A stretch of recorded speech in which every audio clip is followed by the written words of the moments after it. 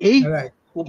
এই সমন্বয়কদের ঘাড়ের মধ্যে যে নিঃশ্বাস, আওয়ামী লীগ নিঃশ্বাস ফেলতেছে বিভিন্ন জায়গায়, কথিত আওয়ামী লীগরা তাদেরকে মারতে আসছে এই ভয়ে।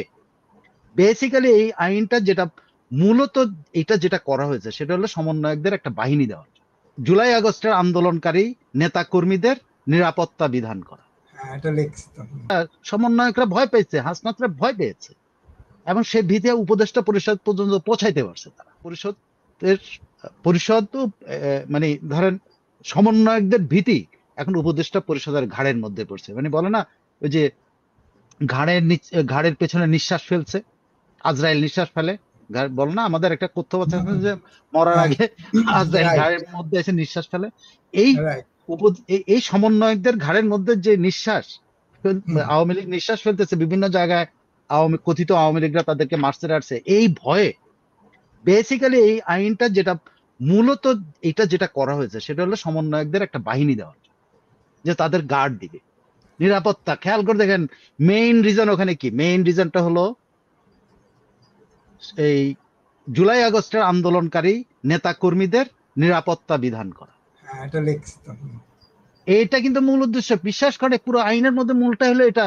সমন্বয়করা ভয় পেয়েছে, হাসনাতরা ভয় পেয়েছে, এবং সে ভীতি উপদেষ্টা পরিষদ পর্যন্ত পৌঁছাইতে পারছে তারা। আরেকটা ব্যাপার, আপনি আরেকটা কথা বলেছে যে কি জুলাই আগস্টের শহীদদের বা জুলাই আগস্টের সন্ত্রাসী কর্মকাণ্ডের যে বিচার হবে সেই বিচারের বাদী এবং সাক্ষীদেরকে দেওয়া, কি বলে নিরাপত্তা দেওয়া। নিরাপত্তা। মূল উদ্দেশ্য কিন্তু ওই জায়গায়।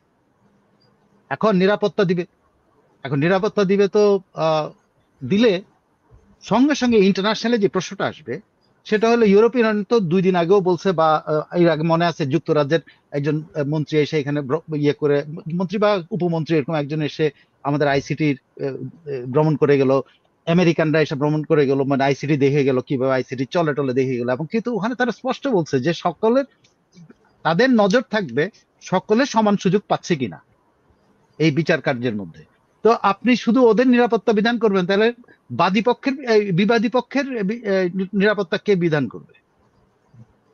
কে কে বিধান করবে?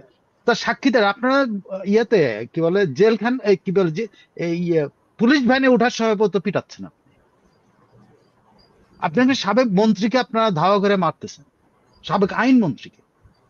সেই দেশে আপনি আইসিটি সারা দুনিয়াতে এইগুলো কি রেকর্ডেড হচ্ছে না, ইন্টারন্যাশনাল রেকর্ড হচ্ছে না?